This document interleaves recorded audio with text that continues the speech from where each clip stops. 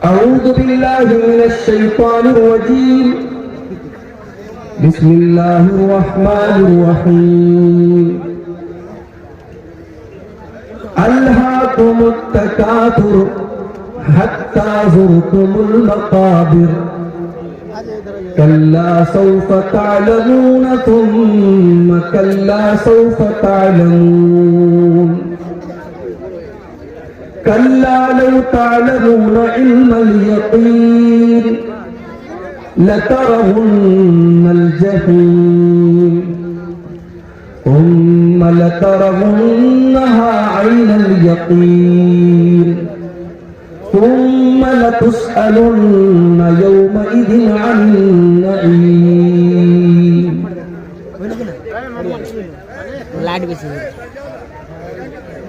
معزز علماء کرام،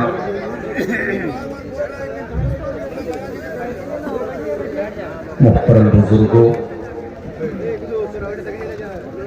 نوجوان ساتھیوں، پردہ نشین ماں اور بہنوں، پیارے بچوں،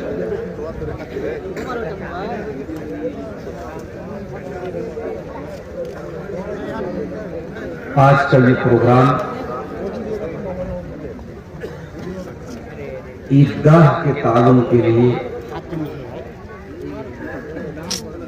منعقد کیا گیا ہے. مجھے یہ بھی حکم دیا گیا ہے کہ میں آپ سے چندے کی بھی اپیل کروں. میں سمجھتا ہوں کہ آپ کو یہ بتانے کی ضرورت نہیں ہے کہ آپ کے علاقے میں یہ جو جلسے ہوتے ہیں عام طور سے چندے ہی کے لیے، کہیں مدرسے کا چندہ ہے، کہیں مسجد کا ہے، کہیں قبرستان کا ہے، کہیں عیدگاہ کا ہے. اور آپ جب جلسے میں آتے ہیں تو یہ سوچ لے کر کے آتے ہیں کہ مجھے جلسے میں چندہ دینا ہے.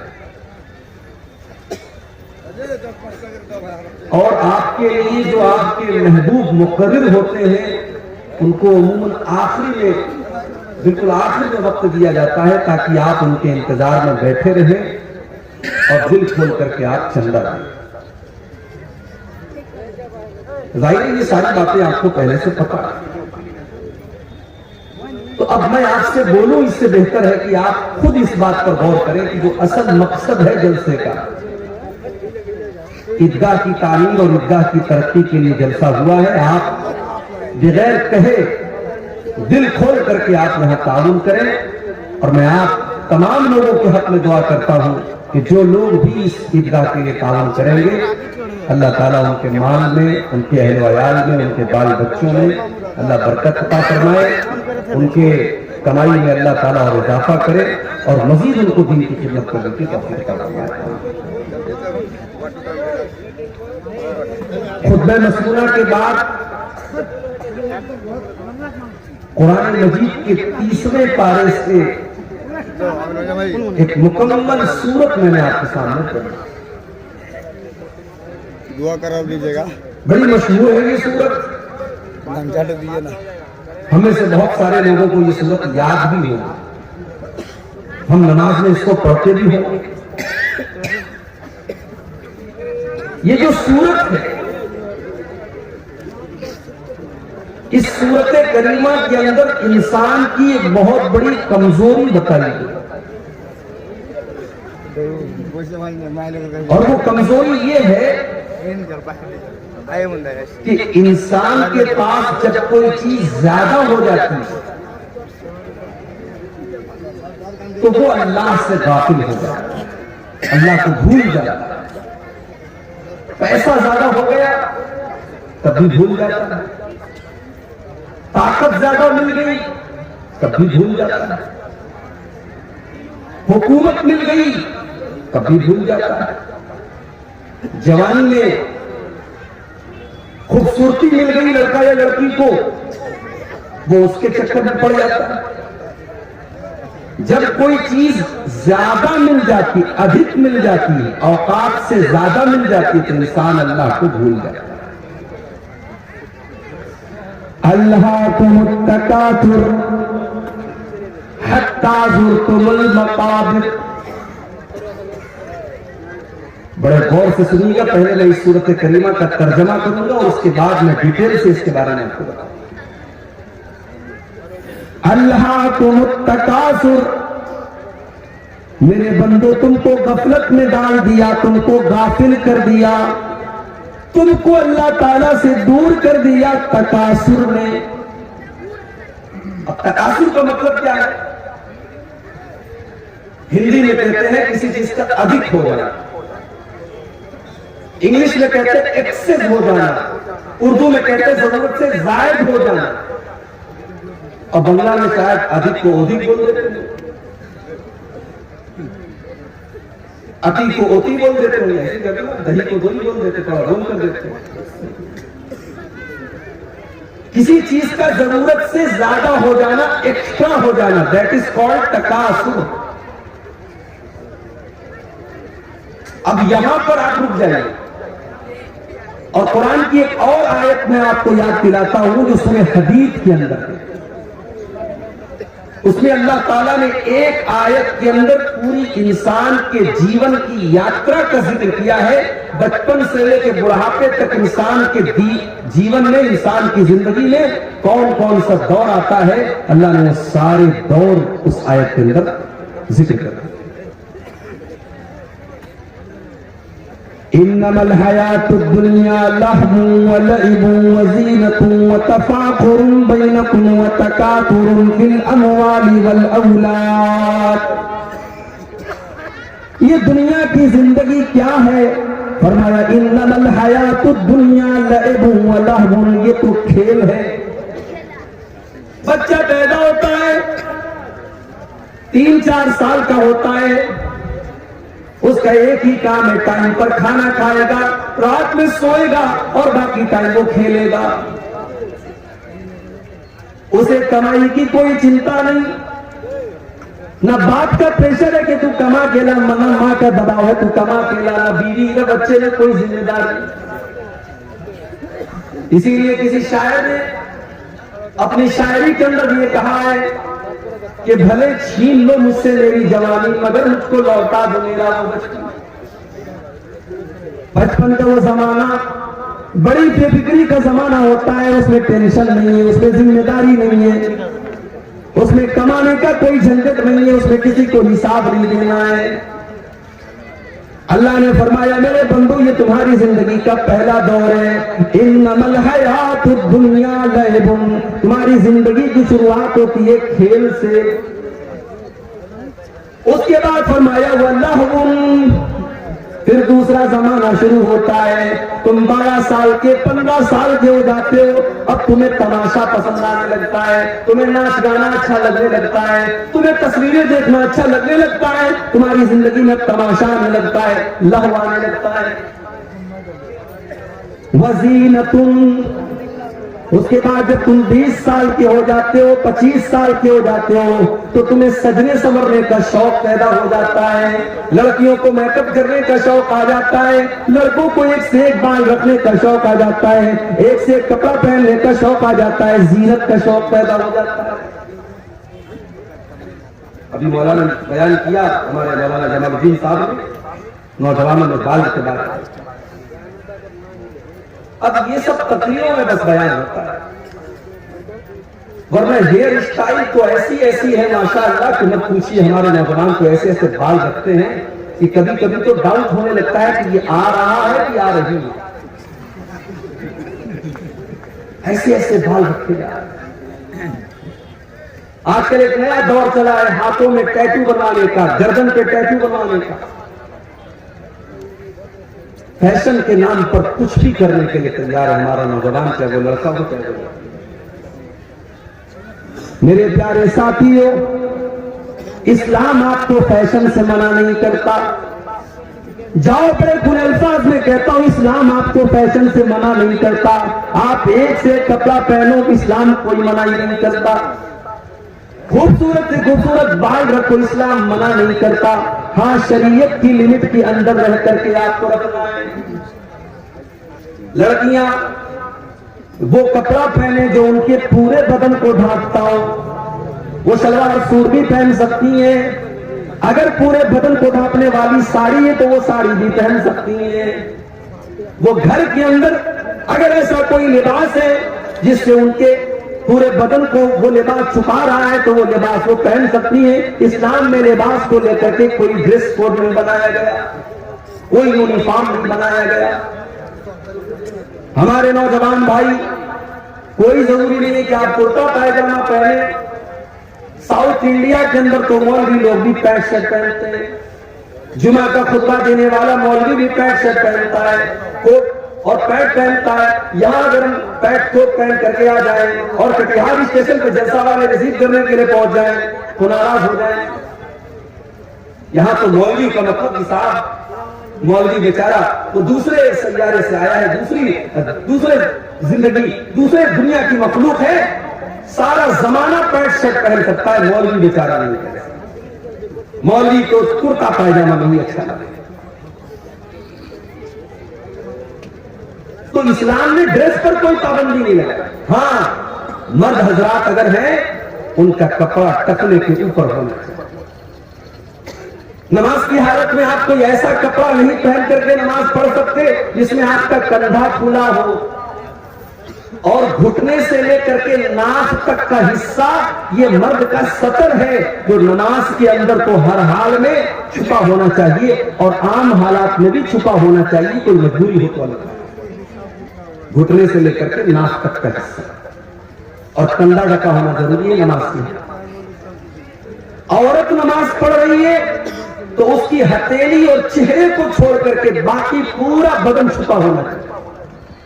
ہمارے یہاں بہت ساری عورتیں ہاتھ آستین کا کپڑا پہنتی ہیں, اتنا ہاتھ ان کا کھلا رہتا ہے. معاف کیجیے, اگر آپ اس کپڑے میں نماز پڑھ رہی ہیں تو آپ کی نماز صحیح نہیں. نماز کی حالت میں آپ کا کپڑا صرف ہتھیلی اور چہرہ کھلا ہونا چاہیے, باقی پورا بدن آپ کا چھپا ہونا چاہیے. تو اسلام نے پابندی کہاں لگائی میرے بھائی؟ آپ بال رکھو مگر انسانوں کے جیسا بال رکھو. یہ آدھا بال ہے اور آدھا ٹکلا ہے, یہ کون سا بال ہے؟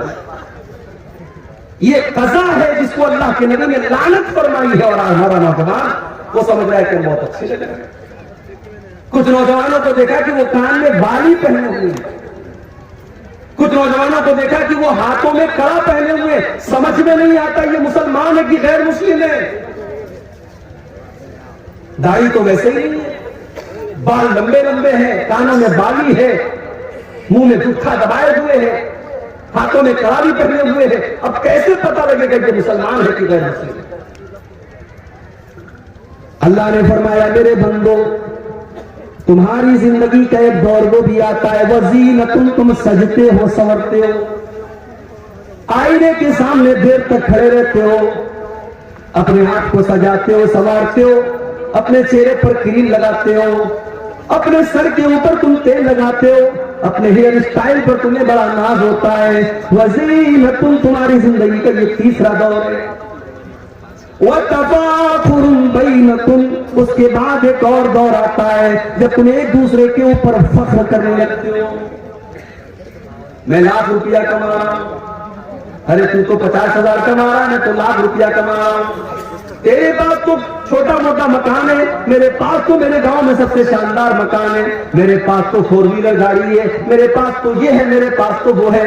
ایک ایسا دور بھی آتا ہے جب انسان کمپٹیشن کرنے لگتا ہے, جب مقابلہ کرنے لگتا ہے, جب پرتی اسپردھا کرنے لگتا ہے, جب ایک دوسرے سے آگے نکلنے کے چکر میں پڑ جاتا ہے. وَتَكَاثُرٌ فِي الْأَمْوَالِ وَالْأَوْلَادِ 35 سال کا ہو گیا, شادی ہو گئی, بچے بھی ہو گئے, پھر اور بڑا ہوا, 40 سال کا ہوا, اب بچے بھی بڑے بڑے ہونے لگے, کچھ بچیوں کی شادی بھی ہو گئی, اب ناتی نتنی بھی ہو گئے, نواسے بھی ہو گئے, پوتے پوتیاں بھی ہونے لگے. اب تو بس ایک ہی دل کا ارادہ ہے کہ خوب ڈھیر سارا پیسہ ہو جائے اور ڈھیر سارا میرا پریوار بڑا ہو جائے, میرے بچے, میرے پوتے, میرے نواسے جب میرے سامنے آ جائیں تو مجھے لگے کہ میرا کتنا بڑا کنبہ ہے, میرا کتنا بڑا پریوار ہے. وَتَكَاثُرٌ فِي الْأَمْوَالِ وَالْأَوْلَادِ میرے بندو جب تم بڑھاپے کو پہنچ جاتے ہو تو اب تمہاری زندگی کا بس ایک ہی مشن ہے کہ ڈھیر سارا مال ہو جائے اور ڈھیر سارے بچے اور اعلیٰ اولاد ہو جائے. كمثل غيث أعجب الكفار نباته ثم يهيج فتراه مصفرا ثم يكون حطاما. میرے بندو، جب آسمان سے بارش ہوتی ہے تو زمین سے جو پیداوار نکلتی ہے وہ پہلے ہری بھری ہوتی ہے، پھر وہ پیلی ہونے لگتی ہے، پھر وہ پکنے لگتی ہے، اور پھر ایک ٹائم ایسا آتا ہے جب کھیت کو کاٹ دیا جاتا ہے، دھان کے کھیتوں کو کاٹ دیا گیا، پورا میدان صفا چھٹ ہو گیا. میرے بندو، ایک دن تمہاری زندگی کی فصل بھی کٹ جائے گی، ایک دن تمہاری جوانی ڈھل جائے گی، ایک دن تمہاری خوبصورتی ختم ہو جائے گی، تمہارا پیسہ ختم ہو جائے گا، تمہاری دولت ختم ہو جائے گی، تمہارے بدن کی طاقت ختم ہو جائے گی، تم کٹی ہوئی فصل کی طرح ہو جاؤ گے. اب آ جائیے آپ واپس قرآن کے 30ویں پارے. الہاکم التکاثر. میرے بندو، تم کو غافل کر دیا ہے کثرت کی چاہت نے، زیادہ مال کمانے کے چکر میں، زیادہ پیسہ کمانے کے چکر میں، زیادہ طاقت کے نشے نے، زیادہ حکومت کے نشے نے تم کو اللہ سے غافل کر دیا ہے. وہ پیسہ کمانے والوں، پیسہ تو قارون کے پاس بھی بہت تھا، اتنا پیسہ تھا قارون کے پاس. قرآن کہتا ہے وَآتَيْنَاهُ مِنَ الْكُنُوزِ مَا إِنَّ مَفَاتِحَهُ لَتَنُوءُ بِالْعُصْبَةِ. اتنا خزانہ تھا قارون کے پاس، اس کے خزانوں کی چابیوں کو بڑے بڑے پہلوان بڑی مشکل سے اٹھاتے تھے. قارون جب کپڑا پہن کر کے نکلتا تھا، جب سج سور کر کے نکلتا تھا، تو قارون کی قوم کے لوگ کہتے تھے یا لیت لنا مثل ما اوتی یا قارون، کاش ہمارے پاس بھی اتنی دھن دولت ہوتی، ہمارے پاس بھی اتنا پیسہ ہوتا جو قارون کے پاس ہے، ہمارے پاس بھی قارون کے جیسا کپڑا ہوتا، ہمارے پاس بھی قارون کے جیسی دولت ہوتی.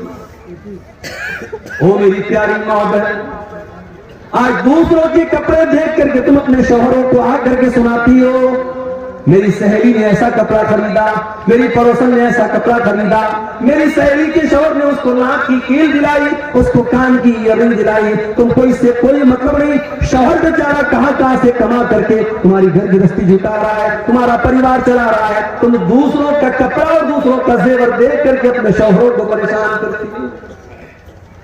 اور میں نے تو یہاں تک دیکھا کتنی عورتیں ایسی، شوہر بیچارہ کہتا ہے میں کیا کروں، میں تو معمولی دکاندار ہوں، 500 روپے روزانہ کماتا ہوں، جو کماتا ہوں اتنا میرا خرچ ہے، میں کہاں سے تیرے سونے کا زیور بنواؤں، میں کہاں سے تیرے ہاتھوں میں سونے کی چوڑی لا کر کے دوں. تو بیوی کہتی ہے مجھے اس سے کوئی مطلب نہیں، تم چوری کرو، تم ڈاکہ ڈالو، لیکن مجھے سونے کی چوڑی لا کر کے دو. کتنی بیویاں ہیں جو اپنے شوہروں کو حرام کمائی کھانے پر مجبور کرتی ہیں.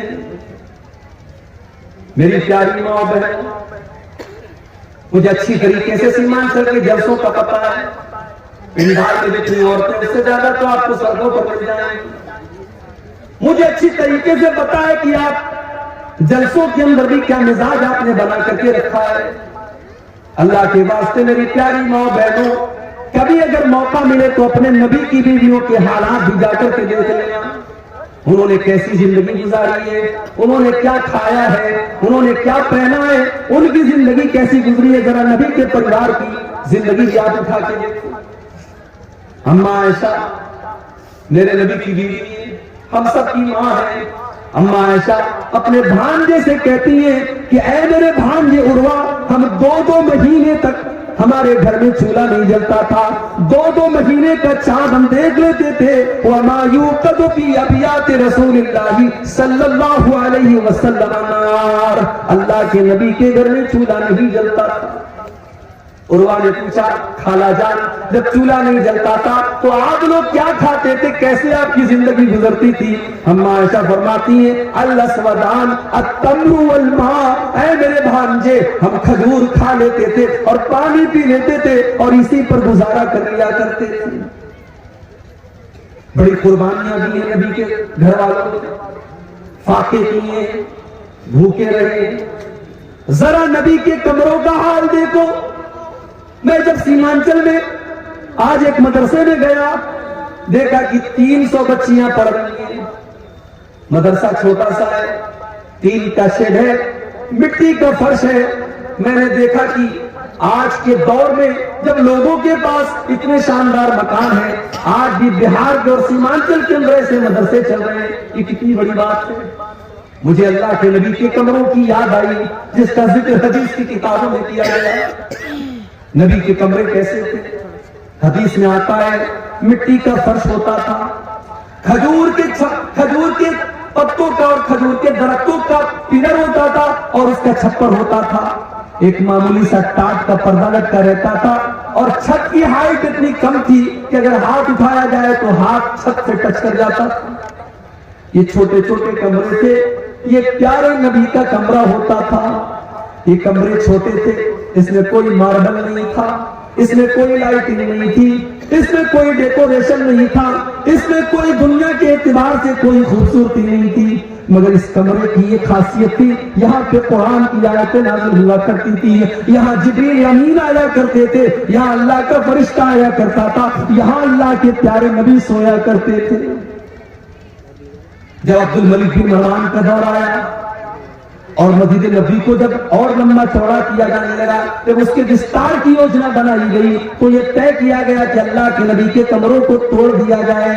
اس زمانے میں حضرت سعید بن مسیب زندہ تھے جو بہت بڑے تابعی تھے. انہوں نے کہا اے کاش میرے بس میں ہوتا تو میں منع کر دیتا کہ او لوگوں, اللہ کے نبی کے ان کمروں کو نہ توڑو, اللہ کے نبی کے ان کمروں کو ان کی حال پر رہنے دو, تاکہ آنے والی نسلیں دیکھیں کہ جناب محمد رسول اللہ کی بیویوں نے کیسے کمروں میں زندگی گزاری ہے, تاکہ آنے والی نسلیں دیکھیں کہ ان کے نبی نے کیسی زندگی گزاری ہے.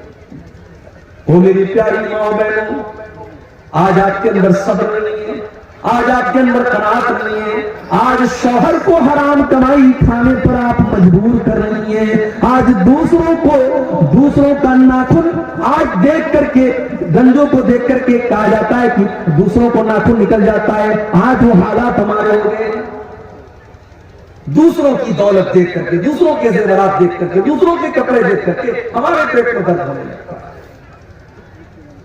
اللہ کے نبی کی بیویوں نے ایک مرتبہ آپس میں میٹنگ کی, کہا کہ لوگوں کے گھروں میں تو بڑا پیسہ آ رہا ہے اور ہمیں وہی سوکھی روٹی مل رہی ہے, ہمیں جو کی روٹی مل رہی ہے, ہمارے پاس وہی پرانا کپڑا ہے, ہمارے پاس چھوٹے چھوٹے کمرے ہیں. اللہ کے نبی کی بیویاں اللہ کے پیارے نبی کے پاس آتی ہیں اور کہتی ہیں کہ اے اللہ کے نبی, اب ہمارا خرچہ بھی کچھ بڑھنا چاہیے, اب ہماری آمدنی بھی کچھ بڑھنی چاہیے. اے اللہ کے نبی, قیصر و کسریٰ کی جو بیگم ہیں ان کے تو بڑے ٹھاٹ بات ہیں. اے اللہ کے نبی, ہم تو آپ کی بیویاں ہیں, ہم تو اس امت کی سب سے زیادہ عزت والی عورتیں ہیں. ہماری زندگی میں اور ہماری لائف اسٹائل میں بھی کچھ ایسا آنا چاہیے. اے اللہ کے نبی, ہمیں سال میں جو خرچہ دیا جاتا ہے اس خرچے میں کچھ اضافہ ہونا چاہیے.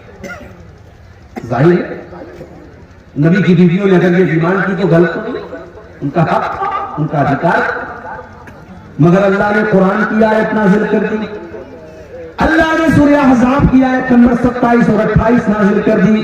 یا ایھا النبی قل لازواجک ان کنتن تردن الحیات الدنیا وزینتها فتعالین امتعکن واسرحکن سراحا جمیلا.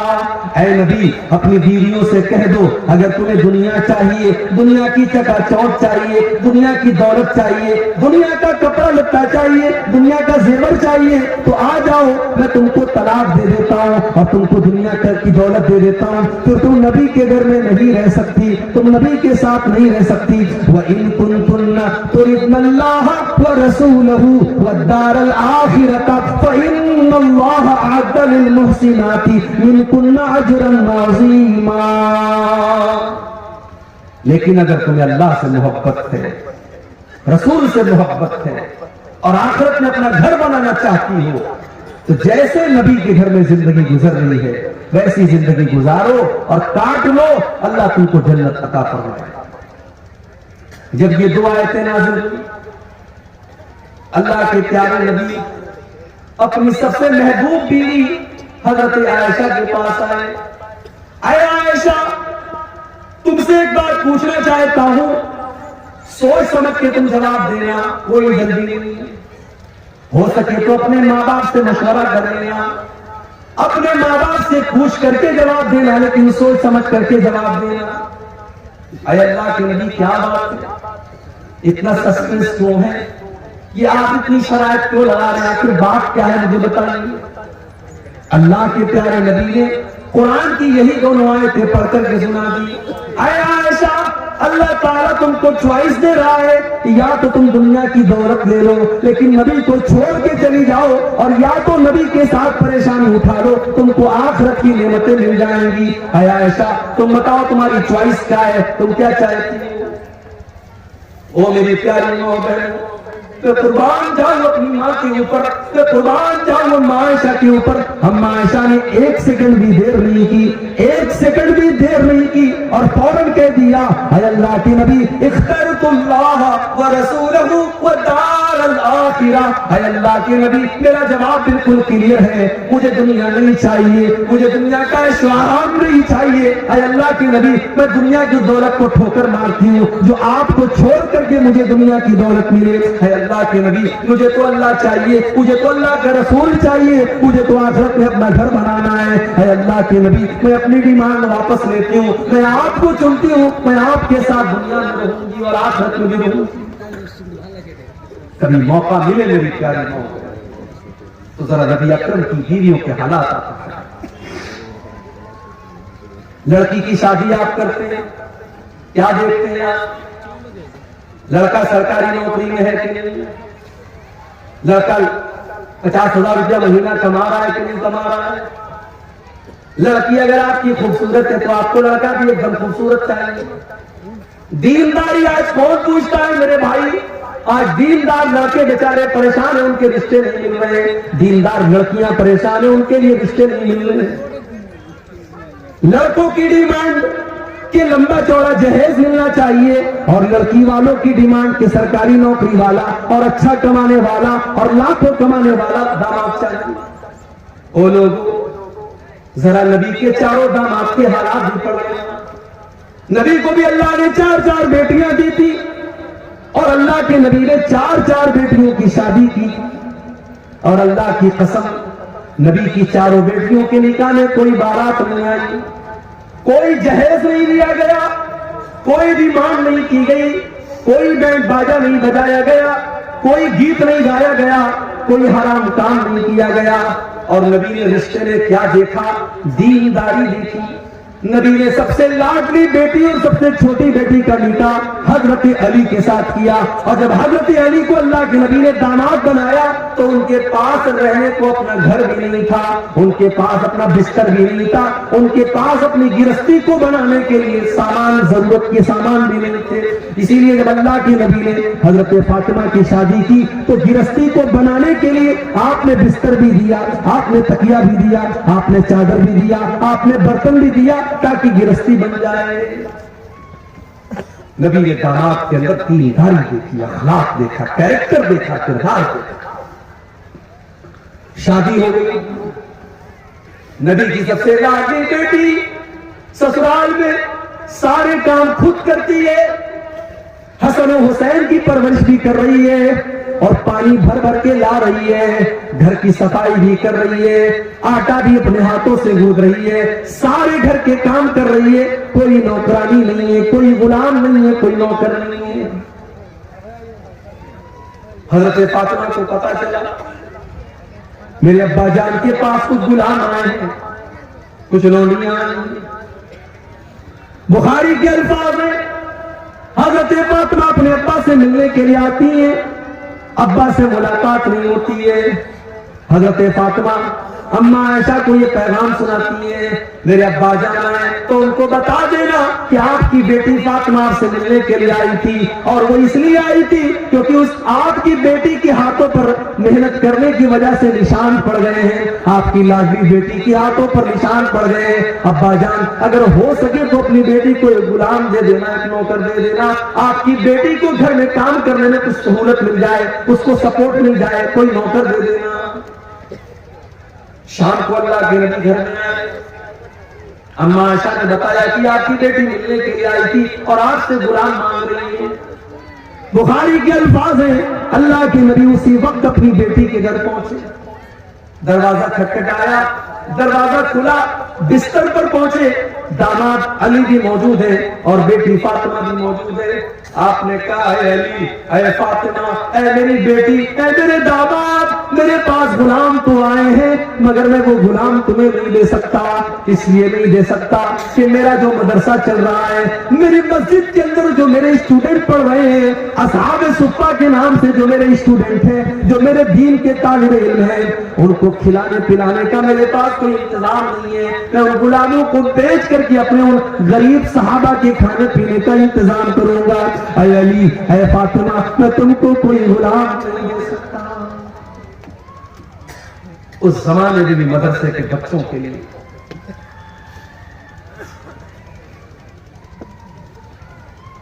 اس زمانے میں بھی مدرسے کے بچوں کے لیے نبی نے چندہ کیا اور آج بھی چندہ کرنا پڑتا ہے۔ نبی نے اپنا پریوار اور اپنی فیملی کی ضرورتوں کو قربان کر کے اپنے مدرسے کو چلایا ہے، اور آج بھی کتنے مدرسے ایسے ہیں جو بڑی مشکل سے چلتے ہیں، اور بڑی مشکلوں کے بعد ان مدرسوں سے پڑھ کر کے کوئی عالم دین بنتا ہے۔ لوگوں کے گھروں میں لائن لگا کر کے جاگیر کا کھانا کھا کر کے یہ بچے 8 سال 10 سال کے بعد عالم بنتے ہیں۔ ان کی قدر کیا کرو میرے بھائی، ان کی عزت کیا کرو، یہ بڑی قربانیوں کے بعد عالم بنتے ہیں۔ یہ 1400 سال کا اتہاس رہا ہے کہ دین کے ادارے اور دین کے مدرسے آسانی سے نہیں چلتے ہیں۔ نبی نے اپنی بیٹی کا پیٹ کاٹا ہے، اپنا پیٹ کاٹا ہے اور اپنے مدرسے سے چلا ہے۔ کہا ہے میری بیٹی فاطمہ، میں تمہیں غلام نہیں دے سکتا، میں تمہیں نوکر نہیں دے سکتا، لیکن ہاں میں تم کو اس سے بہتر ایک چیز بتا دیتا ہوں۔ اذا اویتما الى فراشکما فسبحا 33 وکبرا 33 واحمدا 33۔ جب تم بستر پہ سونے جایا کرو تو 33 بار سبحان اللہ پڑھ لیا کرو، 33 بار الحمدللہ پڑھ لیا کرو، اور 34 بار تم اللہ اکبر پڑھ لیا کرو۔ فذالکما خیر لکما من خادم، تمہیں کسی نوکر کی ضرورت نہیں پڑے گی، تمہارے بدن کی ساری تھکان دور ہو جائے گی، تم یہ تسبیح پڑھ کے بستر پہ سو جانا۔ نبی نے اپنی بیٹی کو تسبیح سکھائی اور ہم نے اپنی بیٹی کو کیا سکھایا ہے؟ کٹیہار کے انگلش میڈیم میں ہمارا بچہ پڑھتا ہے، ہماری بیٹی پڑھتی ہے۔ اسکول کا پروگرام ہوا، سالانہ فنکشن ہوا، اینول فنکشن ہوا، سج سمر کے ہم بھی گئے، اپنی محترمہ کو بھی لے کے گئے۔ وہاں ہماری 10 سال کی لڑکی ناچ رہی ہے بالی ووڈ کے کسی گانے پر، اور ہم ویڈیو بنا رہے ہیں اور اسٹیٹس لگا رہے ہیں اور پورے خاندان کو دکھا رہے ہیں، دیکھو میری بیٹی میرا نام روشن کر رہی ہے، کتنا اچھا ڈانس کیا ہماری بیٹی۔ نبی نے اپنی بیٹی کو تسبیح سکھائی اور ہم اپنے بچوں کو گانا سکھایا۔ جو بو گے وہ کاٹو گے، جو اپنے بچوں کو سکھاؤ گے کل بڑے ہو کر کے وہی سیکھیں گے۔ نبی نے اپنے بچوں کو تسبیح سکھائی۔ تربیت آپ کرتے ہیں، نوجوان اگر بگڑا ہے، لڑکے بگڑے ہیں، لڑکیاں بگڑی ہیں، تو سوال یہ ہے کہ آپ کیا کر رہے تھے، آپ کی ذمہ داری کیا تھی، آپ نے اپنی ذمہ داری کو کتنا ہے۔ نبی اکرم نے کیسی تربیت کی اپنے بچوں کو؟ یہ کیسا شور آ رہا ہے؟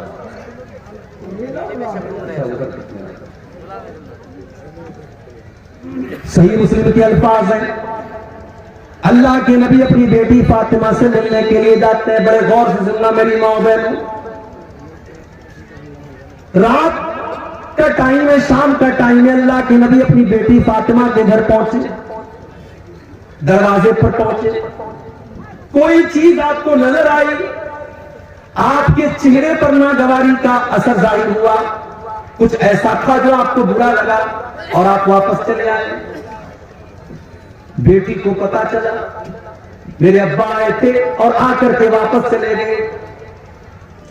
بیٹا ہوتا تو دھیان نہ دیتا، لیکن بیٹیاں بہت دھیان دیتی ہیں، بیٹیاں بہت دھیان دیتی ہیں۔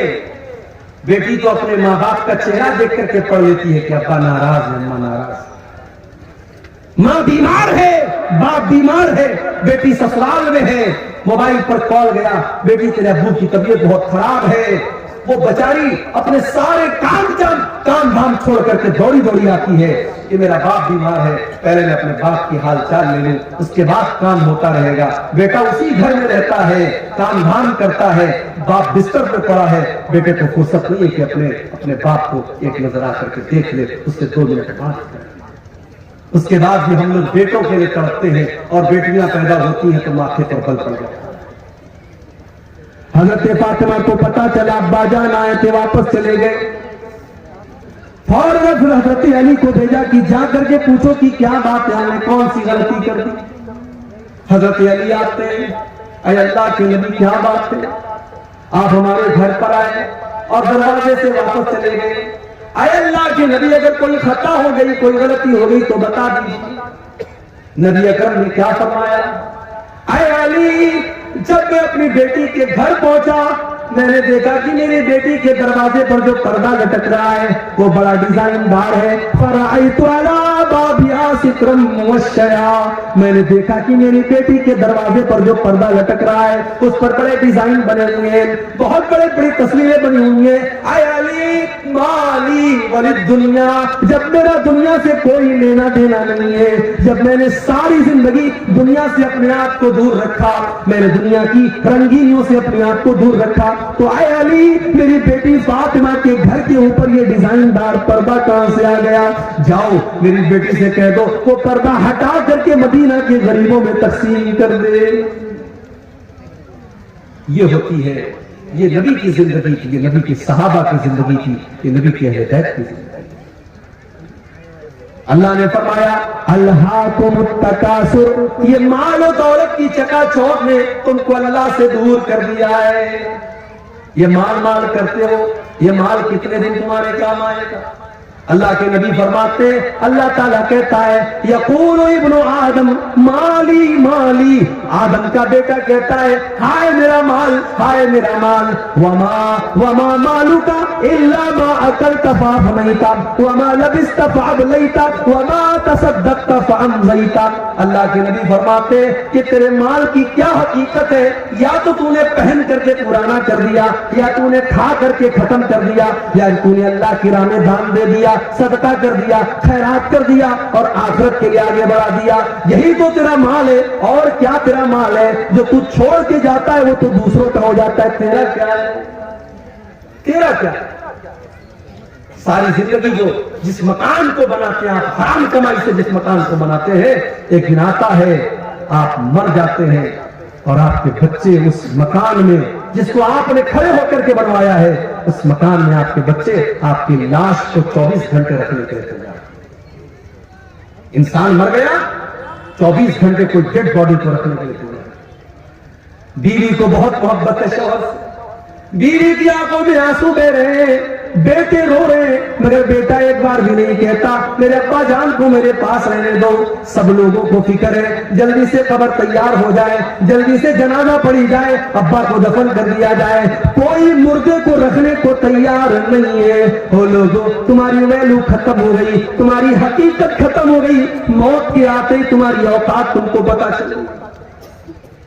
اسی لیے اللہ کہتا ہے الہاکم التکاثر حتی زرتم المقابر، جب تم قبرستان پہنچو گے تب تمہیں پتا چلے گا دنیا کی حقیقت کیا ہے۔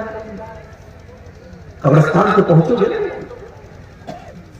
دنیا میں فارچونر گاڑی کی سواری کرنے والا، 1 کروڑ کی گاڑی سے چلنے والا، 4 لوگوں کے کندھوں پر آج جنازے کی شکل میں جا رہا ہے، جو اپنے شیمپو سے، اپنے فیوریٹ شیمپو سے نہایا کرتا تھا۔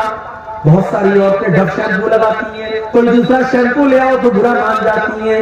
بہت سارے لوگ لکس صابن سے نہاتے ہیں، ان کو دوسرا صابن نہیں چلتا۔ آج مر گیا، آج کوئی کہنے والا نہیں ہے یہ تو ڈب صابن سے نہایا کرتا تھا، آج اس کو صابن کیوں نہیں لگا رہے ہو، کوئی یہ کہنے والا نہیں ہے یہ تو گرم پانی سے نہایا کرتا تھا، آج اس کو ٹھنڈے پانی سے کیوں لگا رہے ہو، کوئی یہ کہنے والا نہیں ہے اس کو شیمپو کیوں نہیں لگا رہے ہو، یہ تو شیمپو لگایا کرتا تھا۔ اتنا بے بس ہو گیا، اتنا کمزور ہو گیا، آج اس کے بدن سے کپڑے دوسرے اتار رہے ہیں، آج اس کو ننگا دوسرے لوگ کر رہے ہیں، آج اس کے بدن پر دوسرے لوگ پانی ڈال رہے ہیں، آج وہ اسے لائق بھی نہیں ہے کہ وہ کلی کر سکے، وہ ناک میں پانی ڈال سکے، آج اس کی گندگی کو دوسرے لوگ صاف کر مر گیا۔ گھر والوں نے نہلا دیا، اب کفن کا نمبر آیا۔ دنیا میں کپڑا پہنتا تھا تو دکان پر جا کر کے کہتا تھا سب سے مہنگا کپڑا مجھے دکھا، 1000 روپیہ میٹر والا کپڑا پہن کر کے وہ نکلتا تھا اور اپنے کپڑے کا روپ جھاڑتا تھا۔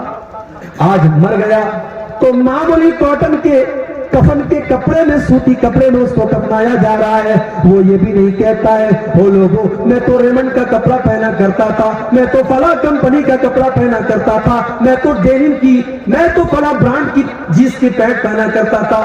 آج سارا برانڈ ہوا ہو گیا، آج ساری کمپنیاں ہوا ہو گئی، آج جس کپڑے میں کفنایا جائے وہ کفنایا جا رہا ہے، کفنا دیا گیا۔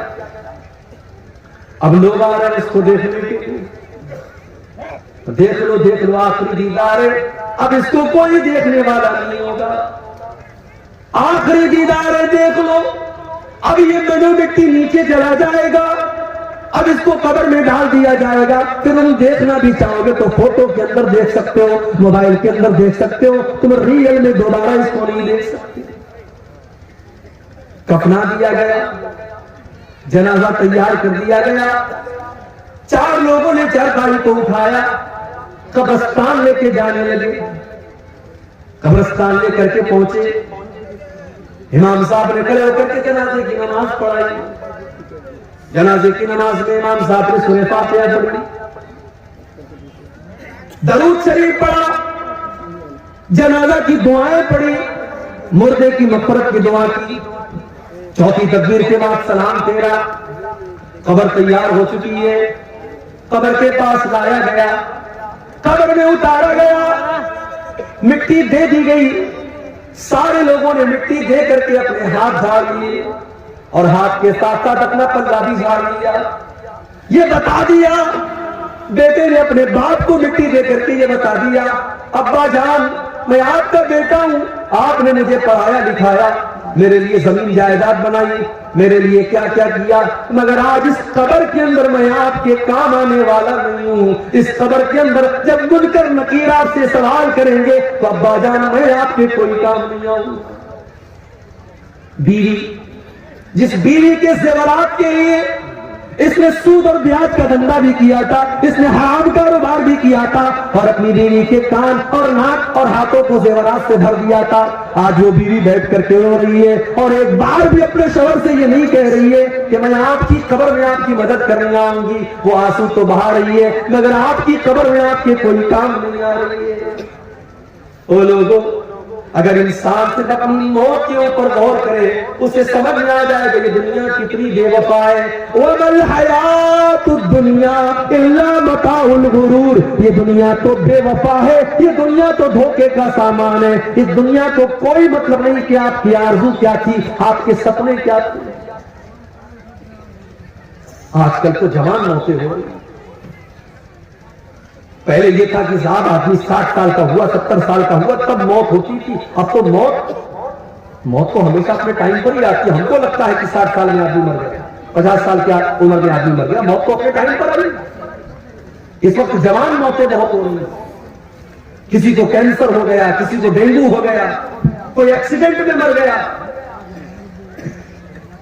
الہ آباد کی سرزمین ہمارے یوپی کے اندر ہے، ڈاکٹر محسن نام کا ایک نوجوان لڑکا، ہٹا کٹا خوبصورت لڑکا، 1 سال پہلے مجھے جلسے میں ملتا ہے، میں منع کرتا ہوں پھر بھی میرے ساتھ سیلفی لیتا ہے، اپنا موبائل نمبر مجھے دیتا ہے، مجھ سے کانٹیکٹ میں رہتا ہے، قوم کی خدمت کرنے کا جذبہ بھی اس کے اندر ہے۔ 1 سال کا پیریڈ بھی نہیں گزرا، فیس بک کے اوپر پوسٹ آتی ہے ڈاکٹر محسن کی، مجھے ڈینگو ہو گیا ہے، میرے حق میں دعا کریں۔ 3 دن کے بعد میسج آتا ہے ڈاکٹر محسن کا انتقال ہو گیا، اس کی مغفرت کی دعا کریں۔ ڈاکٹر محسن نے کیا سوچا ہوگا، میں اس جوانی کی عالم میں جبکہ ابھی تو میری شادی بھی نہیں ہوئی. میرے ماں باپ نے میری شادی کا سپنا دیکھا تھا, میرا رشتہ طے ہوا تھا, میں کسی کا داماد بننے والا تھا.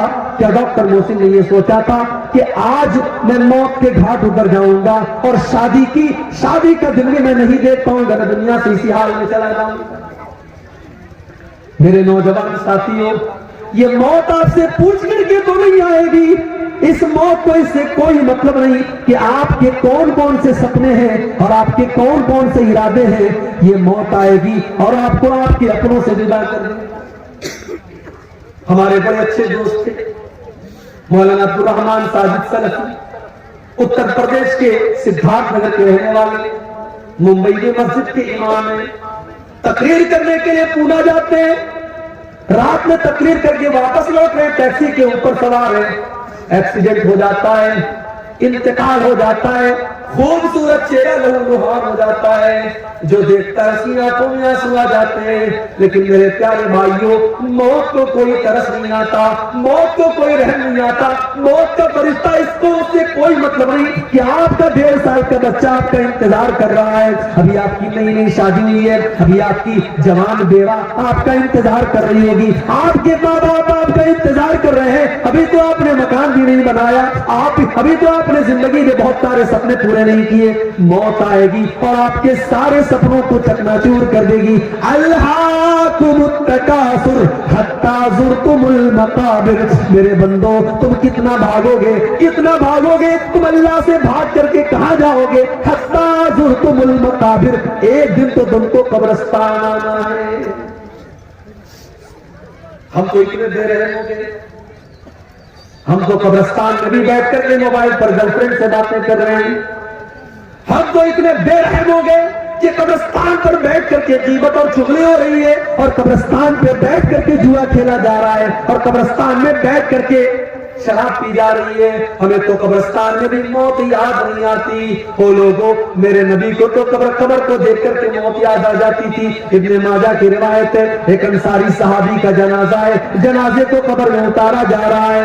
اللہ کے پیارے نبی اپنے صحابہ کے ساتھ قبر کے پاس بیٹھے ہوئے ہیں, اور آپ کی آنکھوں سے آنسو بہنے لگتے ہیں, اور اتنا روتے حتی بل الثری, وہاں کی زمین آپ کی آنسوؤں سے بھیگ جاتی ہے. اس کے بعد آپ قبر کی طرف اشارہ کر کے کہتے ہیں, لمثل ھذا فاعدوا یا اخوانی, اے میرے صحابہ اس قبر کی تیاری کرو, یہاں تم کو آنا ہے. او لوگوں, ہم تو اتنے کٹھور دل ہو گئے, ہم کو تو قبر دیکھ کر کے بھی موت یاد نہیں آتی.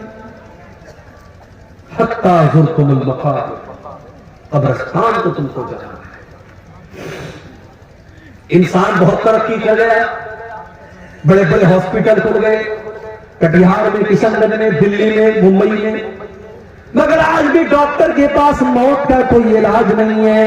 ایک ٹائم ایسا آتا ہے تو ڈاکٹر کہتا ہے صاحب مریض کو لے جاؤ, اب اس کو دوا کی نہیں, اس کو دعا کی ضرورت ہے.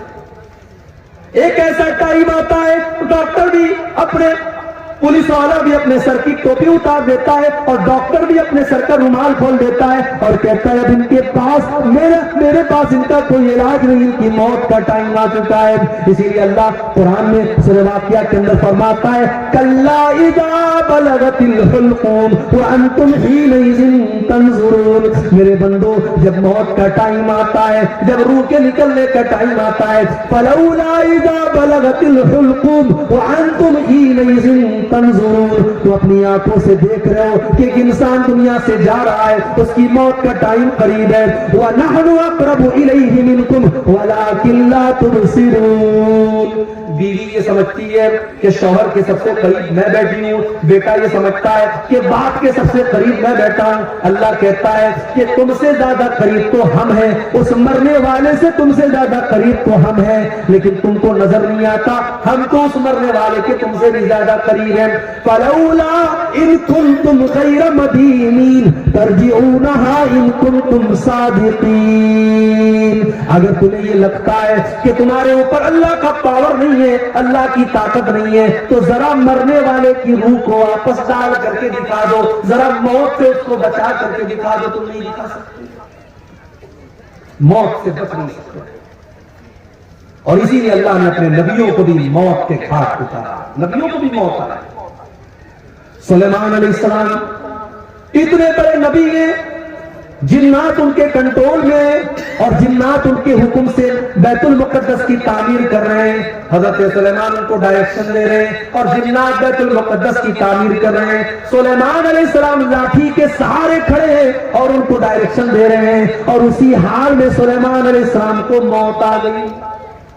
लाठी पर टेक लगा करके खड़े थे, मौत आ गई, इंतकाल हो गया सुलेमान अलैहिस्सलाम। आंखें खुली है, जिन्नात ये समझ रहे हैं कि सुलेमान अलैहिस्सलाम देख रहे हैं, वो फटाफट फटाफट अपना काम कर रहे हैं। कुरान करीम में अल्लाह ने फरमाया फलम्मा कदैना अलैहिल मौता मा दल्लहुम अला मौतिही इल्ला दाब्बतुल अर्दि ताकुलु मिन साता। जब सुलेमान की मौत का फैसला हमने कर दिया तो जिन्नात को उनकी मौत के बारे में पता भी नहीं चला। वो तो उनकी लाठी को जब घुन के कीड़े ने खा लिया और लाठी कट करके गिर गई और सुलेमान अलैहिस्सलाम की डेड बॉडी जमीन पर आ गई। तब जिन्नात को पता चला कि उनको गैब के बारे में पता नहीं, उनको पता नहीं कि सुलेमान को मौत कब आई। सुलेमान अलैहिस्सलाम को भी मौत आई। और नबियों के सरदार और हमारी औलाद के प्यारे नबी और आखिरी नबी जनाब मोहम्मद रसूलुल्लाह सल्लल्लाहु अलैहि वसल्लम को भी मौत आई। रबीउल अव्वल की 12 तारीख थी, सोमवार का दिन था। अल्लाह के नबी कई दिन से बीमार चल रहे थे। फजर की नमाज का टाइम है, अल्लाह के नबी को थोड़ी तबीयत बेहतर महसूस हुई। आपने अपने कमरे का दरवाजे, अपने कमरे का पर्दा हटाया, सामने फजर की नमाज हो रही है। अबू बकर सिद्दीक नमाज पढ़ा रहे हैं और पीछे सहाबा नमाज पढ़ रहे हैं। नबी अकरम ने अपने सहाबा को नमाज पढ़ते हुए देखा, आपके चेहरे पर मुस्कुराहट फैल गई। आपको लगा मेरा मिशन कामयाब है, मेरी मेहनत कामयाब है, मेरे सहाबा मेरे बाद भी नमाज को कायम रखेंगे। मेरे प्यारे साथी, जा करके जरा अपनी मस्जिदों का जायजा लो। इस गांव के अंदर मुझे नहीं पता कितनी मस्जिदें हैं, जाओ जरा मस्जिदों में फजर की नमाज का जायजा लो। अगर ये बेचारे 70 साल वाले, 60 साल वाले, ये डंडा लेकर के चलने वाले बूढ़े अगर मस्जिद में जाना बंद कर दें तो शायद फजर की नमाज में ताला लग जाए मस्जिदों में, और फजर की नमाज में कोई मस्जिद को खोलने वाला न हो। हम तो नमाज से इतने दूर, कोई बात नहीं है, हमारा कारोबार चल रहा है, हमारी दुकान चल रही है, नमाज हो रही है, और मोहब्बत रसूल का दावा। अल्लाह अकबर। एक मरतबा रबीउल अव्वल का महीना था, मेरा प्रोग्राम था कलियाचक में, मालदा में। मालदा स्टेशन से कलियाचक जाने में आमतौर से 1 से 1.5 घंटा लगता है, मुझे 3 घंटे लग गए। रास्ते पर जुलूस निकल रहा था साहब। किसका जुलूस निकल रहा है? नबी के आशिकों का जुलूस निकल रहा है। नबी के आशिकों का जुलूस निकल रहा है, डीजे बज रहा है, रास्तों को जाम करके, नाच करके, गा करके, नारे लगा करके लोग मोहब्बत रसूल जाहिर कर रहे हैं। जिसको नबी से मोहब्बत होगी वो जुलूस नहीं निकालेगा, वो नाच गाना नहीं करेगा, वो डीजे नहीं बजाएगा, वो म्यूजिक नहीं बजाएगा। जिसको नबी से मोहब्बत होगी वो नमाज कायम करेगा, क्योंकि नबी को नमाज से बड़ी मोहब्बत थी। अल्लाह के नबी फरमाते हैं जो इलक कुर्रतु आईनी फिस्सलाह, नमाज मेरी आंखों की ठंडक है। नमाज का टाइम होता था, अल्लाह के नबी हजरत बिलाल से कहते थे या बिलाल अरहना बिस्सलाह, ऐ बिलाल जल्दी से नमाज खड़ी करो और मुझे मेरे दिल को सुकून पहुंचाओ। फजर की नमाज हो रही है, अल्लाह के नबी के चेहरे पर मुस्कुराहट फैल रही थी। मेरे बाद भी मेरे सहाबा नमाज कायम करेंगे, मेरा मिशन चालू है, मेरा मिशन जारी है। नबी अकरम ने जुबान पे कुछ नहीं कहा है, पर्दा हटाया है और दरवाजे पर आकर के खड़े हैं। सहाबा को अपने नबी से इतना प्यार था, उन्होंने महसूस कर लिया, उनको अपने नबी की खुशबू महसूस हो गई। उनको पता चल गया कि अल्लाह के नबी अपने दरवाजे पर आए हैं। सहाबा ने नमाज की हालत में अबू बकर सिद्दीक को इशारा करना शुरू किया कि अल्लाह के नबी आ चुके, अब तुम पीछे आ जाओ, अल्लाह के नबी नमाज पढ़ाएंगे। हजरत अबू बकर ने पीछे हटने का इरादा भी किया, लेकिन अल्लाह के नबी ने इशारा किया कि नहीं, तुम नमाज पढ़ाते रहो, और अल्लाह के नबी ने दोबारा पर्दा गिरा दिया। और सहाबा कहते हैं ये आखिरी नजर थी जो अल्लाह के नबी ने सहाबा पर डाली थी। फजर का वक्त था, फिर सूरज निकला, दिन चढ़ने लगा, चाश का वक्त आने लगा और जैसे जैसे दिन चढ़ रहा है मोहम्मद रसूलुल्लाह की तकलीफ में इजाफा होता है। अम्मा आयशा फरमाती है उसी सोमवार के दिन मेरे भाई अब्दुर्रहमान आए, वो मिसवाक कर रहे थे। अल्लाह के नबी की नजर पड़ गई, आपने इशारा किया कि मैं भी मिसवाक करना चाहता हूं। अम्मा आयशा ने अपने भाई से मिसवाक को लिया और मिसवाक को अपने दांतों से नरम किया ताकि अल्लाह के प्यारे नबी को मिसवाक करने में तकलीफ न हो। बीवी वो होती है जिसको शौहर की तकलीफ का इतना एहसास। शौहर बीमार है तो अम्मा आयशा ने मिसवाक को नरम किया ताकि मेरे नबी को, मेरे शौहर को तकलीफ ना हो, आसानी से मिसवाक कर सके। और अम्मा आयशा फरमाती है ये मेरे लिए फख्र की बात थी कि अल्लाह के नबी के आखिरी टाइम में मेरा लुआब अल्लाह के नबी के लुआब के साथ मिल गया। मैंने मिसवाक को नरम किया और अल्लाह के नबी को दिया और आपने उसी मिसवाक से अपने दांतों को साफ किया। इसीलिए उलमा कहते हैं अगर किसी को ये एहसास हो कि मेरा आखिरी टाइम है तो आखिरी टाइम में मिसवाक करना चाहिए। ये भी अल्लाह के रसूल की सुन्नत है। मिसवाक किया आपने, बेचैनी बढ़ने लगी। आपके बगल में एक प्याले में पानी रखा हुआ था, आप बार बार अपने हाथ में पानी लेते, अपने चेहरे पर छिड़क लेते और कहते अल्लाहुम्मा अइन्नी अला सकरातिल मौत, है अल्लाह तुम मौत की सख्तियों पर मेरी मदद फरमा, है अल्लाह सकरातुल मौत पर तू मेरी मदद फरमा। अम्मा आयशा फरमाती है कि पहले मैं मौत की सख्ती को बहुत गलत समझती थी, मगर जब अपने नबी के ऊपर मैंने मौत की सख्ती को देखा तब मैंने मौत की सख्ती को गलत समझना बंद कर दिया। उसके बाद अम्मा आयशा फरमाती है आपने अपने दोनों हाथ उठाए, आपने अपने दोनों हाथ उठाए और आपकी जुबान से निकला मअल्लज़ीना अनअमता अलैहिम मिनन नबिय्यीना वस्सिद्दीक़ीना वश्शुहदाई वस्सालिहीन। ऐ अल्लाह तू मुझे उन लोगों में शामिल फरमा दे जिन पर तेरा इनाम हुआ है, अपने नबियों में शामिल फरमा दे, अपने सिद्दीक़ीन में शामिल फरमा दे, अपने शुहदा में शामिल फरमा दे, अपने नेक बंदों में शामिल फरमा दे। अल्लाहुम्मा अलहिकनी बिर्रफ़ीक़िल आला। आपने फरमाया ऐ अल्लाह तू अपने बेहतरीन बंदों में मुझको शामिल फरमा दे। इतना कहते हुए अल्लाह के नबी ने हाथ उठाया और धीरे धीरे आपका हाथ जमीन पर आ गया और आपकी रूह आपके बदन से निकल गई और आप इस दारे फानी को छोड़कर चले गए। नबी अकरम को भी मौत आई। ये मौत है मेरे भाई, अगर इसको हम याद रखें तो दुनिया की लज्जतें देख करके हम बहकेंगे नहीं, दुनिया की रंगीनियां देख करके हम बहकेंगे। अल्लाह को मुत्तकासुर, मेरे बंदो ये मालो दौलत की और दुनिया की रंगीनियों को देख करके तुम अल्लाह को भूल बैठे हो। हत्ता ज़ुरतुमुल मकाबिर, मगर एक दिन आएगा जब तुम कब्रिस्तान जाओगे, जब तुम्हारी मौत हो जाएगी तुम कब्रिस्तान पहुंचोगे। कल्ला सौफ़ तालमून, उसके बाद तुम्हें जरूर पता चल जाएगा कि अल्लाह का वादा कितना सच्चा था। सुम्मा कल्ला सौफ़ तालमून, तुम्हें जरूर पता चल जाएगा कि अल्लाह का वादा सच्चा था। बंदे को कब्र में दफनाया गया। अल्लाह के नबी फरमाते हैं दफना करके जब वापस जाने लगते हैं तो मुर्दे को फौरन दोबारा उसकी रूह को लौटाया जाता है, दोबारा उसके अंदर जिंदगी डाली जाती है और वो दफना करके जाने वालों के जूतों की आवाज को भी सुनता है। और दो फरिश्ते उसके पास आते हैं, एक का नाम मुनकर है, एक का नाम नकीर है। ये दोनों फरिश्ते उसको बिठाते हैं। एक सवाल पैदा हुआ, भाई मुसलमान अपने मुर्दों को कब्र में दफनाता है, मगर हमारे हिंदू भाइयों क्या तो जला दिया जाता है, उनको कब्र में अजाब कैसे होगा? पारसी लोगों के यहां तो लाश में मसाला लगा करके चिल लोगों को खिला दिया जाता है, उनके यहां कैसे हिसाब और किताब होगा? कोई पानी में सफर कर रहा था, डूब करके मर गया, मछलियों ने उसको खा लिया, उसका कब्र में हिसाब और किताब कैसे होगा? कोई फ्लाइट में सफर कर रहा था और फ्लाइट में हादसा हो गया और फ्लाइट में जितने लोग के सब मर गए, चिथड़े हो गए, उनका हिसाब और किताब कैसे होगा कब्र के अंदर? तो ये बात याद रखिए, इन्नल्लाह अला कुल्लि शैइन कदीर। یہ سوال ہمارے لیے پیدا ہوتا ہے کہ ہمارے لیے یہ کام سمبھو ہے کہ نہیں ہے، ممکن ہے کہ نہیں ہے، پاسبل ہے کہ نہیں ہے۔ اللہ کے لیے سب کچھ پاسبل ہے۔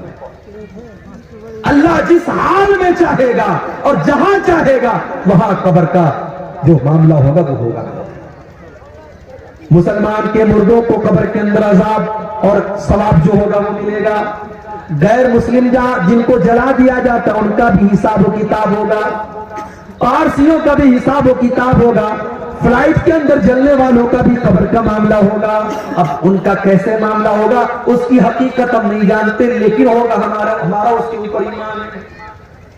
ہماری عقل میں آئے نہ آئے، ہماری لاجک میں آئے نہ آئے، لیکن ہمیں ماننا ہے، ہمیں ایمان رکھنا ہے، اس لیے کہ اللہ نے اپنے مومن بندوں کی یہ پہچان بتائی، الذین یؤمنون بالغیب، کہ وہ غیب کے اوپر ایمان رکھتے ہیں اور بغیر دیکھے ایمان رکھتے ہیں۔ دو فرشتے آئے، منکر نکیر، انہوں نے بٹھایا آپ کو، انہوں نے 3 سوال پوچھا۔ من ربک، تمہارا رب کون؟ ما دینوں کا، تمہارا دین کیا؟ من نبیوں کا، تمہارے نبی کون؟ تمہارا رب کون، تمہارے نبی کون، تمہارا دین کیا؟ یہی 3 سوال ہوگا بس، چوتھا کوئی سوال نہیں۔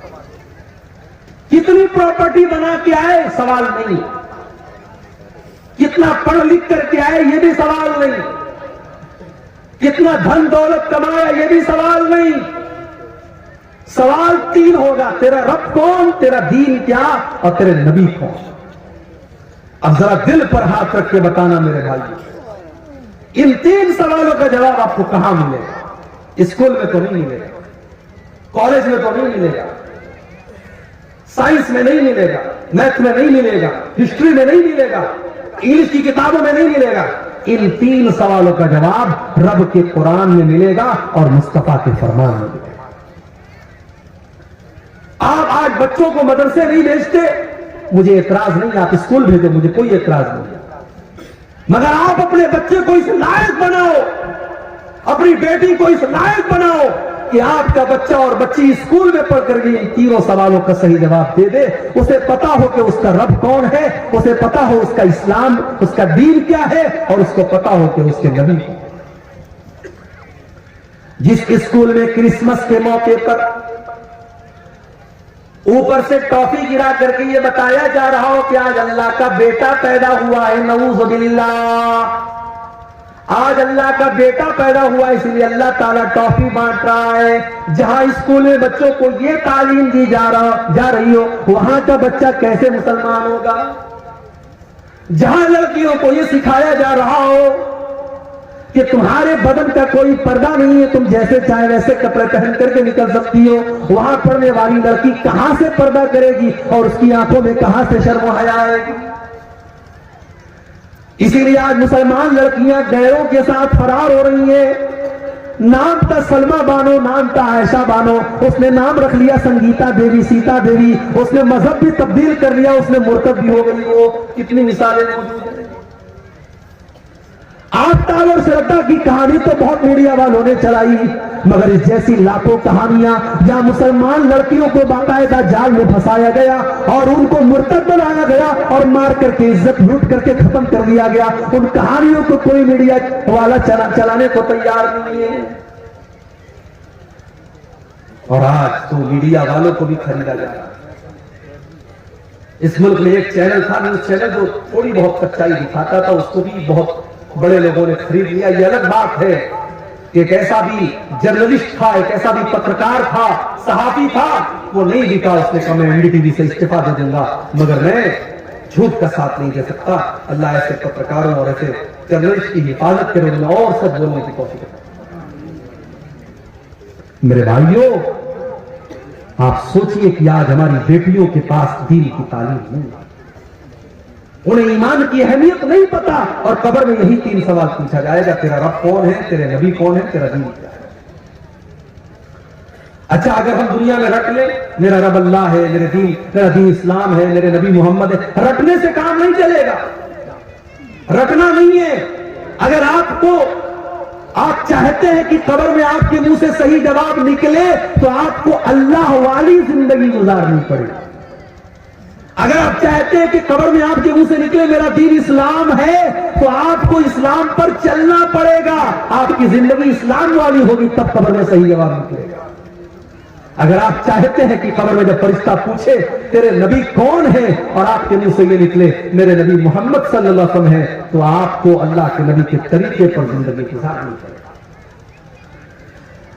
جو بندہ مومن ہوگا جس نے ایمان والی زندگی گزاری ہوگی وہ ان تینوں سوالوں کا صحیح جواب دے گا. وہ کہے گا میرا رب اللہ ہے, میرا دین اسلام ہے, میرے نبی محمد ہے. فرشتہ پوچھے گا وما یدریکا, تجھے ان تینوں سوالوں کا جواب کیسے پتا چلا؟ بندہ کہے گا قرأت کتاب اللہ, میں نے قرآن کو پڑھا تھا, میں نے حدیثوں کو پڑھا تھا, میں نے اللہ اور اس کے رسول کی باتوں کو پڑھا تھا. آج کون پڑھتا ہے؟ کون پڑھتا ہے قرآن کو؟ پہلے تو بوڑھی عورتیں گھر میں رہتی تھی, وہ بیچاری صبح صبح قرآن پڑھتی تھی. اب تو وہ بوڑھیاں بھی ختم ہو گئی. اب کی تو عورتیں وہ ہیں کہ صبح کو وہ اٹھتی ہیں تو موبائل پر سیریل دیکھتی ہیں, پہلے رات کو بستر پہ سونے لگتی ہیں تو سیریل دیکھتی ہیں. نوجوان کو گانا سننے سے فرصت نہیں, بڈھوں کو گانا سننے سے فرصت نہیں. آج ہمارے گھروں میں قرآن کون پڑھتا ہے؟ میرے بھائی اپنے دل پر ہاتھ رکھ کر کے بتاؤ کہ آخری ٹائم آپ نے قرآن کو کب پڑھا؟ ہم نے قرآن کے ساتھ بہت ناانصافی کی اور کل قیامت کے دن اللہ کے نبی ہمارا گریبان پکڑیں گے اور اللہ کے نبی قیامت میں اللہ کی بارگاہ میں کہیں گے وقال الرسول یا رب ان قوم اتخذوا هذا القرآن مهجورا. اللہ کے رسول کہیں گے اے اللہ میری اس قوم نے قرآن کو چھوڑ دیا تھا, قرآن کو چھوڑ دیا تھا. قبر میں تینوں سوالوں کا جواب دینے والا کہے گا میں نے قرآن کو پڑھا تھا. اور جو انسان کافر تھا, منافق تھا, اسلام پر نہیں چلتا تھا, اس کے منہ سے صحیح جواب نہیں نکلے گا. وہ چاہ کر کے بھی صحیح جواب نہیں دے پائے گا. اس کے منہ سے بس ایک ہی جواب نکلے گا ہاں ہاں لا ادری, ہائے ہائے میں نہیں جانتا. فرشتہ کہے گا تو نہیں جانتا اس لیے کہ ما دریت وما تلیتا, نہ تو نے علم حاصل کیا, نہ تو نے قرآن پڑھا, نہ تو نے حدیث پڑھی, نہ تو نے علماء سے علم حاصل کیا, نہ تو مدرسے گیا, نہ تو نے علماء سے سیکھا, نہ تو نے علم حاصل کیا, نہ تو نے خود پڑھنے کی کوشش کی. تو اللہ نے فرمایا کلا سوف تعلمون, ان قریب تم جانتے ہو. ثم کلا سوف تعلمون, تم ضرور جان جاؤ گے اپنی حقیقت کو. کلا لو تعلمون علم الیقین, میرے بندو اگر تم یقین کی نظر سے قبر کا منظر دیکھ لو تو اپنے مردوں کو دفنانا بند کر دو. اگر قبر کے اندر جو عذاب ہو رہا ہے اگر وہ عذاب ہماری آنکھوں کے سامنے آ جائے میرے بھائی تو کوئی اپنے باپ کو قبرستان لے کے نہیں جائے گا, کوئی اپنے بیٹے کو قبرستان لے کے نہیں جائے گا. اللہ کے نبی فرماتے ہیں کہ اگر مجھے اس بات کا ڈر نہ ہوتا کہ تم اپنے مردوں کو دفنانا بند کر دو گے تو میں اللہ سے دعا کرتا کہ وہ عذاب قبر کی آواز تم کو سنا, لیکن ہم سن لیں گے تو مردوں کو دفنانا بند کر. کلا لو تعلمون علم الیقین, میرے بندو اگر تم یقین کی نظر سے قبر کے عذاب کو دیکھ لو, اللہ کے عذاب کو دیکھ لو تو تمہارا کیا حال ہوگا. لَتَرَوُنَّ الْجَحِيمَ, تم ضرور جہنم کو دیکھو گے. جہنم آئے, اب یہ پورا ایک ٹاپک ہے کہ جہنم کیسی ہے اور کیا. کبھی انشاءاللہ آپ کے علاقے میں موقع ملا تو تقریر اس پر ہوگی کہ جہنم کیسی ہے. اتنا سمجھ لیجئے کہ تکلیف اور ٹارچر کی آخری حد ہے جہنم. جہنم وہ جگہ ہے جہاں آپ موت کی آرزو کریں گے مگر موت نہیں ملے. جہنم وہ جگہ ہے جو اللہ نے اپنے نافرمانوں کے لیے سزا کے طور پر تیار کر رکھی. کلما نضجت جلودہم بدلناہم جلودا غیرہا لیذوقوا العذاب. جب جہنمیوں کے چمڑے جہنم کی آگ میں جلنے لگیں گے تو ہم ان کے اوپر نیا چمڑا چڑھا دیں گے تاکہ بار بار جلنے کی تکلیف ان کو محسوس ہو. جہنمیوں کو آگ کا بستر دیا جائے گا, ان کو ایسا پھل دیا جائے گا جس کو کھانے کے بعد ان کا پیٹ انگارہ بن جائے گا، اس کو کڑوا کسیلا جہنمیوں کا پیپر مواد پلایا جائے گا۔ لَتَرَوُنَّ الْجَحِيمَ، میرے بندو تم جہنم کو ضرور دیکھو۔ میرے بھائیوں، آج اگر دنیا میں کوئی جل جائے، اس کی لاش کو دیکھ کر کے ہم برداشت نہیں کر سکتے۔ سوچو میرے بھائی، ہمارے بیٹے اور بیٹیاں جہنم کی آگ میں جلے، ہم یہ کیسے گوارا کر سکتے ہیں؟ ہماری بیوی، ہمارا پریوار جہنم کی آگ میں جلے، ہم یہ کیسے گوارا کر سکتے ہیں؟ لَتَرَوُنَّ الْجَحِيمَ، میرے بندو تم ضرور جہنم کو دیکھو گے۔ ثُمَّ لَتَرَوُنَّهَا عَيْنَ الْيَقِينِ، تم یقین کی نظروں سے جہنم کو دیکھو گے۔ ثُمَّ لَتُسْأَلُنَّ يَوْمَئِذٍ عَنِ النَّعِيمِ، اور دنیا میں ہم نے جو نعمتیں دی ہیں، ان نعمتوں کا تم کو قیامت کے دن حساب دینا پڑے گا۔ ایک واقعہ سنا کر کے بات ختم کر رہا ہوں، رات کافی ہے۔ آپ کو اچھا کھانا مل رہا ہے، اچھے مکان میں آپ رہتے ہیں، آپ کے بال بچے تندرست ہیں، آپ کو اللہ نے اگر ان نعمتوں سے نوازا ہے، ان نعمتوں کا حساب اللہ کی بارگاہ میں آپ کو دینا پڑے گا۔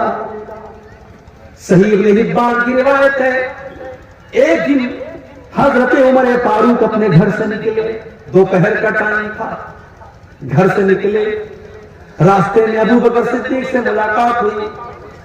ابو بکر صدیق نے پوچھا کہ اے عمر کیا بات ہے، دوپہر میں کیوں نکلے ہو؟ حضرت عمر نے سچ بات بتا دی، کہا کہ ما اخرجنی الا الجوع، اے ابو بکر کیا بتاؤں، بہت تیز بھوک لگی ہے، کئی دنوں سے کھانا نہیں کھایا ہے، میں بھوک سے پریشان ہو کر کے نکلا ہوں۔ حضرت ابو بکر صدیق نے کہا اللہ کی قسم، جس وجہ سے تم نکلے ہو اسی وجہ سے میں نکلا ہوں، میں نے بھی کئی دن سے کھانا نہیں کھایا ہے، میں بھی بھوک سے پریشان ہو کر کے۔ تھوڑی دیر کے بعد اللہ کے پیارے نبی نکلے، دیکھا کہ ابو بکر موجود ہے، عمر موجود ہے۔ اے ابو بکر، اے عمر کیا بات ہے، اتنی دوپہر میں کیوں نکلے ہو؟ دونوں نے کہا کہ اے اللہ کے نبی ہم بھوک سے پریشان ہو کر کے نکلے ہیں۔ آپ نے فرمایا اے ابو بکر، اے عمر، واللہ ما اخرجنی الا الجوع، میں بھی بھوک سے پریشان ہو کر کے نکلا ہوں۔ ہمارے پاس آج چین سے روٹی مل رہی ہے، چین سے چاول مل رہا ہے، کھا رہے پی رہے ہیں، کتنی بڑی نعمت مل رہی ہے۔ یہاں اللہ کے نبی ہیں، ابو بکر ہیں، عمر ہیں، دنیا کے اللہ کے نبی ہیں، اور نبی کے بعد دنیا کی سب سے مہان دو ہستیاں ہیں، اور یہ تینوں لوگ بھوکے ہو کر کے نکلے ہیں۔ اللہ کے نبی نے کہا چلو ابو ایوب انصاری کے گھر چلتے ہیں۔ یہ ابو ایوب انصاری کون تھے؟ یہ وہی صحابی تھے جب اللہ کے نبی مدینہ پہنچے تھے تو آپ کی اونٹنی ان کے دروازے کے پاس بیٹھی تھی، اور آپ نے انہی کے گھر میں قیام کیا تھا، اور یہ اللہ کے نبی کے میزبان تھے۔ اللہ کے نبی کی عادت تھی کہ روزانہ ابو ایوب انصاری کے گھر جاتے تھے، اور ابو ایوب انصاری کچھ ناشتہ آپ کو کراتے تھے۔ دوپہر کا ٹائم تھا، اللہ کے نبی کے دروازہ کھٹکھٹایا، بیوی نے دروازہ کھولا، ایوب نے دروازہ کھولا، دیکھا کہ اللہ کے نبی اور ابو بکر اور عمر موجود ہیں۔ ام ایوب نے کہا مرحبا، خوش آمدید، ویلکم، سواگت، اے اللہ کے نبی آپ میرے گھر پر پدھارے ہیں، آپ میرے گھر پر آئے ہیں، یہ تو میرے لیے بڑی قسمت کی بات ہے۔ اے اللہ کے نبی آپ جلدی سے گھر میں تشریف لائیں۔ نبی اکرم نے پوچھا ابو ایوب انصاری ہے گھر پہ؟ اے اللہ کے نبی وہ تو کھیت میں کام کر رہے ہیں۔ ابھی یہ بات چیت چل ہی رہی ہے کہ ابو ایوب انصاری کھیت میں کام کر رہے ہیں، اور کانوں میں اللہ کے نبی کی آواز پہنچی، آئے دروازے پر اور خوش ہو کر کے کہنے لگے آج تو میری بڑی خوش نصیبی کی بات ہے، اللہ کے رسول میرے گھر پہ آئے ہیں، ابو بکر میرے گھر پہ آئے ہیں، عمر میرے گھر پہ آئے ہیں۔ تینوں لوگ گھر میں داخل ہوئے۔ ابو ایوب انصاری نے پوچھا اے اللہ کے نبی آپ تو شام کے ٹائم آتے تھے، دوپہر کے ٹائم آپ نہیں آتے تھے، کیا بات ہے؟ اے ابو ایوب بہت تیز بھوک لگی ہے، کچھ کھانے کا لاؤ۔ اے اللہ کے نبی ابھی لاتا ہوں۔ جلدی سے دوڑے گئے اور کھجوروں کی ہر ٹائپ کی کھجوروں کا گچھا توڑ کے لے آئے۔ کچھ پکی کھجوریں تھی، کچھ کچی کھجوریں تھی، کچھ تر کھجوریں تھی، کچھ سوکھی کھجوریں تھی، ساری کھجوروں کا گچھا لے کے آئے۔ ٹھنڈا ٹھنڈا پانی لے کے آ گئے۔ اپنی بیوی سے کہا تو روٹی بنا، اور بکری کو پکڑ کے لائے اور بکری کو ذبح کرنے لگے. نبی اکرم نے پوچھا کہ یہ دودھ دینے والی بکری تو نہیں ہے؟ کہا نہیں ہے اللہ کے نبی. کہا ٹھیک ہے ذبح کر دو. بکری ذبح کر دی. گوشت تیار ہو گیا, روٹی تیار ہو گئی, کھجور کھائی جا رہی ہے, پانی پیا جا رہا ہے. نبی اکرم نے فرمایا اے ابو ایوب یہ بکری کا گوشت ہو سکے تو تھوڑا فاطمہ کے گھر بھجوا دینا, اس نے کئی مہینوں سے گوشت نہیں کھایا ہے, ہو سکے تو میری بیٹی کے گھر یہ گوشت بھجوا دینا. اس کے بعد یہ کئی دن کے بھوکے لوگ روٹی کھا رہے, گوشت کھا رہے, کھجور کھا رہے, پانی پی رہے. طبیعت بالکل مطمئن ہو گئی, سیٹسفائیڈ ہو گئی, لیکن اللہ کے نبی کی آنکھوں سے آنسو بہ رہے. صحابہ نے پوچھا اللہ کے نبی کیا بات؟ کئی دنوں کے بعد آپ کو اچھا کھانا مل رہا ہے, کھجور مل رہی ہے, پانی مل رہا ہے, بکرے کا گوشت مل رہا ہے, اور آپ کی آنکھوں میں آنسو بہ رہے ہیں. آپ نے فرمایا اے ابو بکر, اے عمر, ابھی کچھ دیر پہلے ہم تینوں اتنے بھوکے پیاسے تھے کہ اپنے گھر سے نڈھال ہو کر کے ہم نکلے تھے, اور ابھی اللہ نے کتنا نواز دیا, ٹھنڈا ٹھنڈا پانی بھی مل رہا ہے, ہر طریقے کی کھجوریں بھی مل رہی ہیں, بکرے کا گوشت بھی مل رہا ہے, اور روٹی بھی مل رہی ہے. اے ابو بکر, اے عمر, یہی تو اللہ کی وہ نعمتیں ہیں جن نعمتوں کا اللہ حساب لے گا. اور اللہ نے قرآن میں یہ کہہ بھی دیا ہے لَتُسْأَلُنَّ يَوْمَئِذٍ عَنِ النَّعِيمِ, میرے بندو تم سے اللہ تمہاری نعمتوں کا حساب لے گا.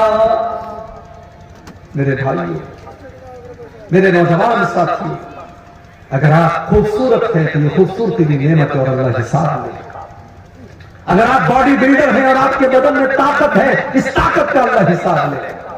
اگر آپ پورے گاؤں میں سب سے زیادہ پیسے والے ہیں اور آپ کے پاس دولت ہے, اس دولت کا اللہ حساب لے گا. اگر آپ بال بچے والے ہیں اور آپ کے بہت سارے بچے ہیں اور سب تندرست ہیں, خوشحال ہیں, ان بچوں کا بھی اللہ حساب لے گا. لَتُسْأَلُنَّ يَوْمَئِذٍ عَنِ النَّعِيمِ, اللہ اپنی نعمتوں کا حساب لے گا. اب آپ کو کرنا کیا ہے؟ کرنا بس اتنا ہے کہ آپ اللہ کی نعمتوں کا صحیح استعمال کریے. اللہ نے جو نعمت بھی آپ کو دی ہے, چاہے وہ علم کی شکل میں ہو, وہ دولت کی شکل میں ہو, وہ طاقت کی شکل میں ہو, حکومت کی شکل میں ہو, آپ اس نعمت کا صحیح استعمال کیجئے. اس کو ایسی جگہ استعمال کیجئے جہاں اللہ راضی ہوتا ہو. انشاءاللہ اللہ آپ کو اس کا بہتر بدلہ دے گا. یہ سورۃ تکاثر کی آیات کی چند تفصیل میں نے آپ کے سامنے تھوڑی سی مختصر تفصیل آپ کے سامنے پیش کی ہے. اللہ سے دعا ہے رب العالمین ہم سب کو اپنی زندگی میں آخرت کی تیاری کرنے کی توفیق عطا فرمائے.